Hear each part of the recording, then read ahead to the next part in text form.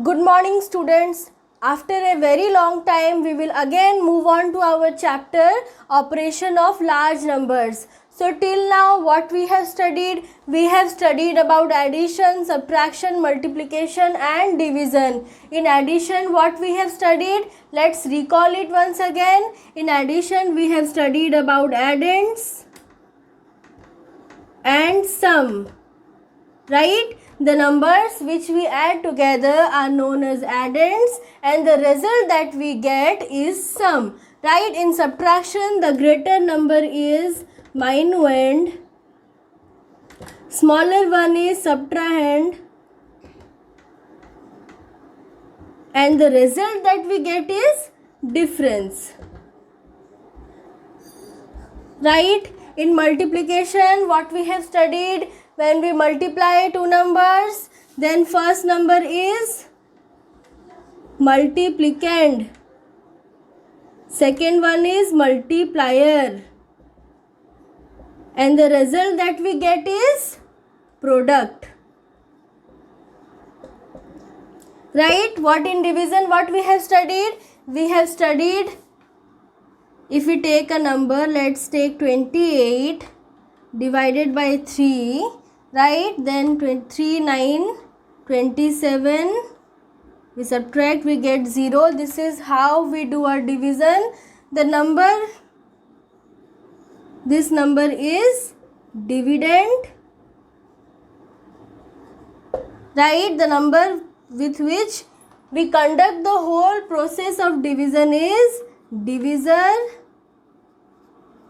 The result that we get is quotient and the remaining part is remainder.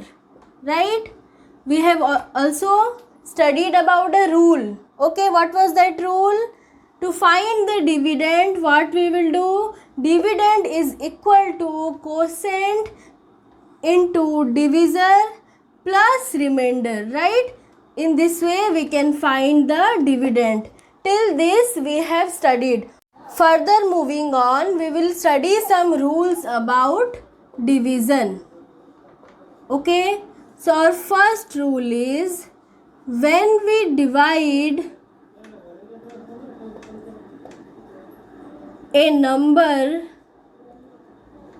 by itself,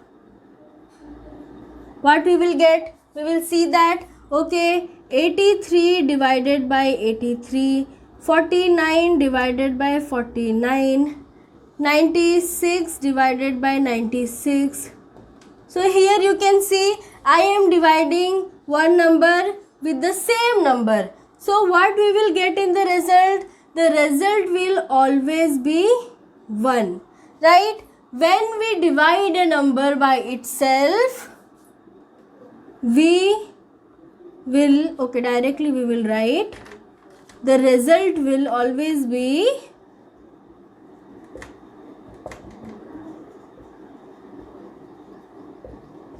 1. Okay, let's see, 83 divided by 83, right?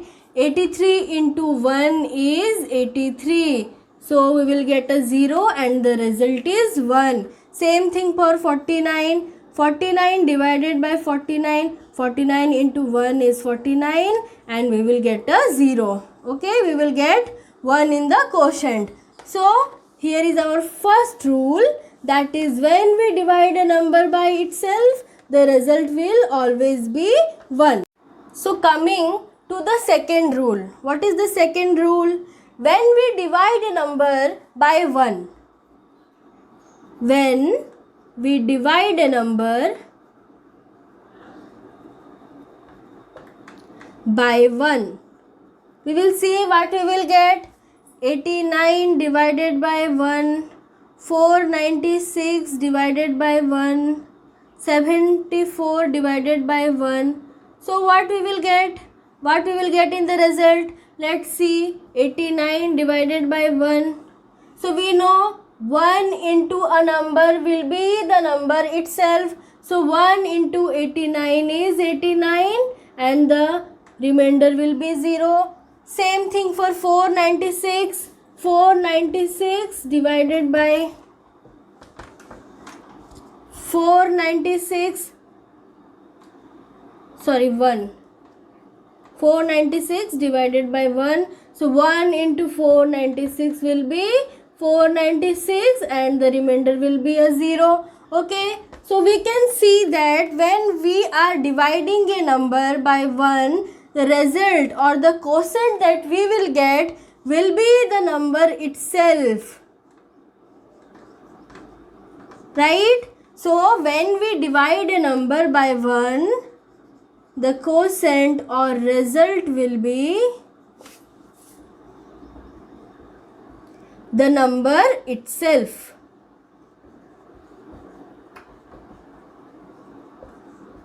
Moving on to our third rule. Okay, what is our third rule? Our third rule is when 0 is divided by any number,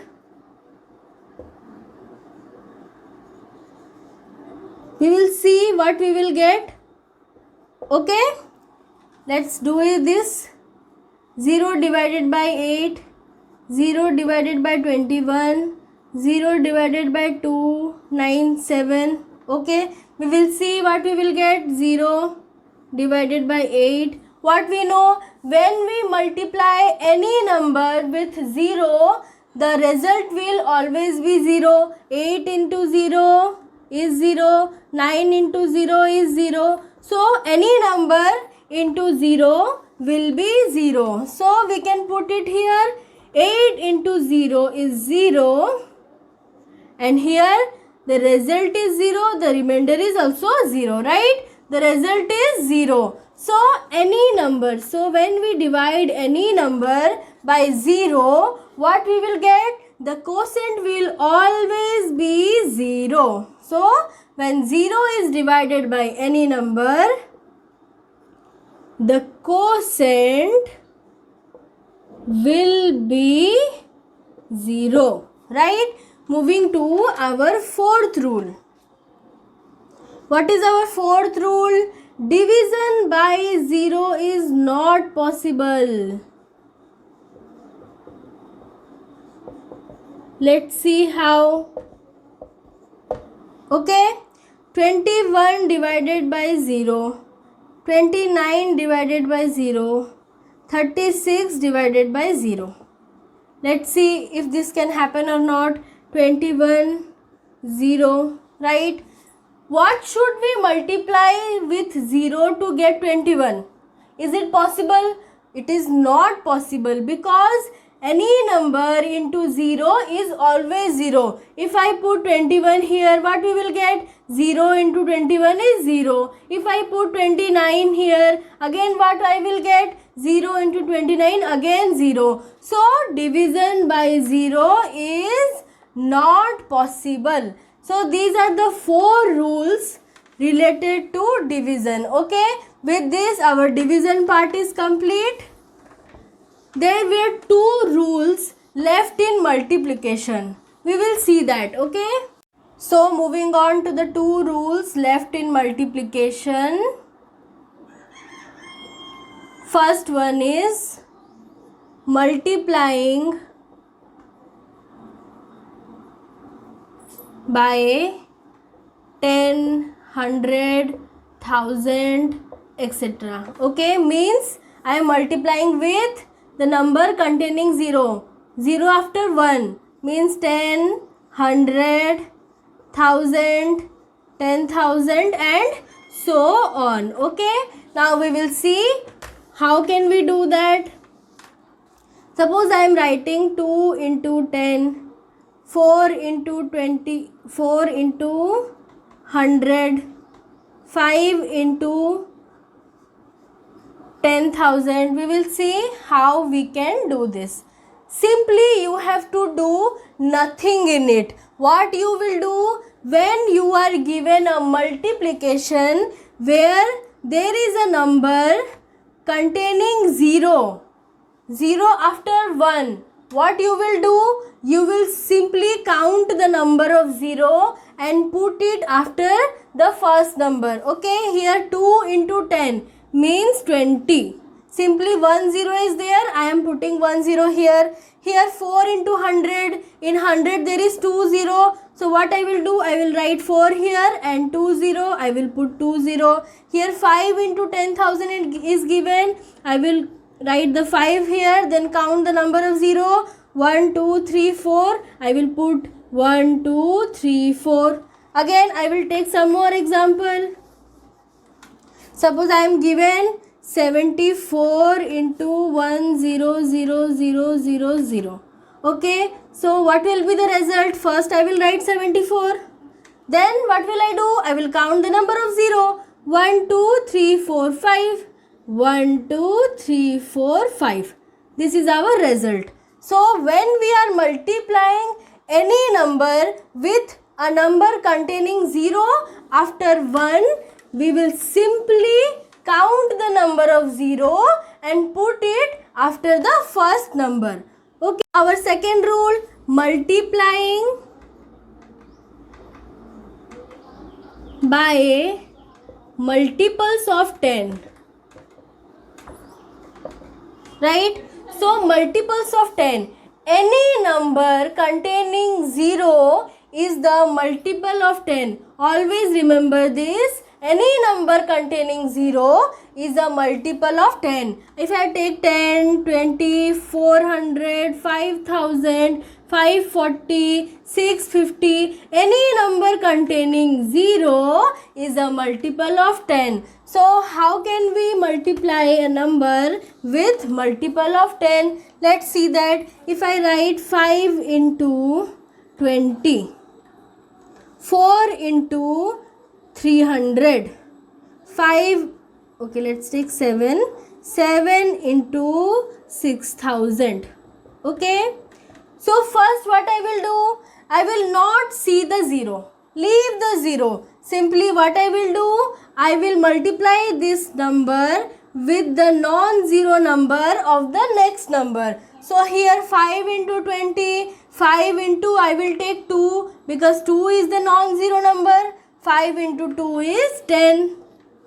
Right? Then what I will do? Then I will count the number of 0 and put it here. Here there is 1 0 after 2 and I will put here 1 0. Complete. Same I will do it here. 4 into 3, as 3 is the non-zero number. 4 into 3 is 12.